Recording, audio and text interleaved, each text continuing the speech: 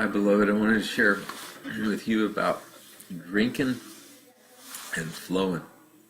It's taken from a strange scripture that Jesus spoke in John 7, where he stands up in a crowd. John 7:37-38, stands up in a big crowd and says, "Anyone who is thirsty, you can come to me.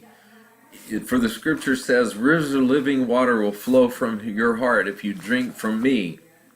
It's strange. Like, we're supposed to drink a man, but he was laying out a kingdom process that if you absorb the presence of Jesus, the life of Jesus, life will flow from you.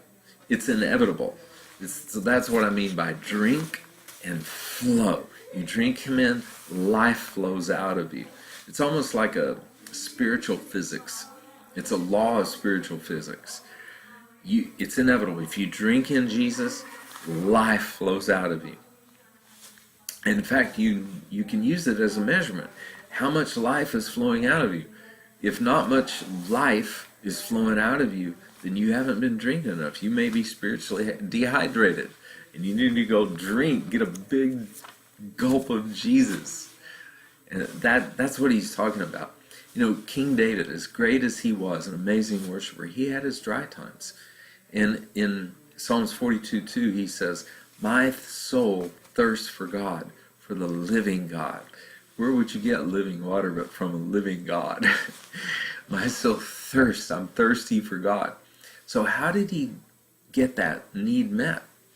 You know, did he do it like the Israelites? It's in Jeremiah 2:13. They dug cisterns. They dug these cisterns out of stone to try to collect water so they could be in charge of getting their own needs met. And God says, "You've forsaken me, the fountain of living water, and dug for yourself cisterns." You want to be in charge of getting your own needs met, your own soul needs met? David said, "No, I'm not going to do it that way." In Psalms 42:2, he says, "When shall I come and appear before God?" I'm going to put God as my source of getting my emotional thirst, my longings met. And I know there's mindsets that we have that prevent us from going and pursuing Jesus' life force. Like, one of them could be, I don't want to be a charity case to God. Like, I should be standing on my own 2 feet by now.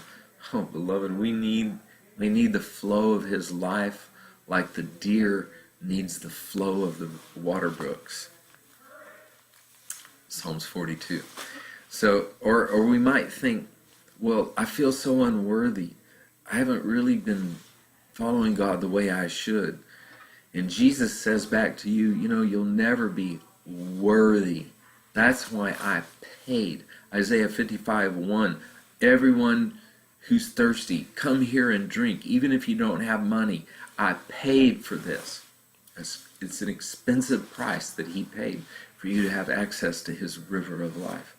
He says, Isaiah 55:1, "If you have no money, come buy and eat." Well, what does it mean, buy without money? I want to suggest, beloved, one of the things that we pay, it's not much of a price, but we pay with our time. That Jesus says, "Come, drink of me," and we take the time to do it.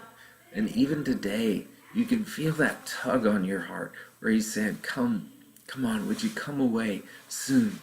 Spend some time in my presence. Spend some time in the river of my river of life, and absorb me. It's like, if we would do that, we would be captivated by a supernatural satisfaction in our soul. The longings for recognition, or the longings for affection, or the longings for this and that would die down, and we would be satisfied in his presence. So even now, what if you pause, say, "Jesus, come into this room. I want to drink you in. I want to breathe you in. Even when I say that, I can feel His presence come into this room. Can you feel that? This is going to be good.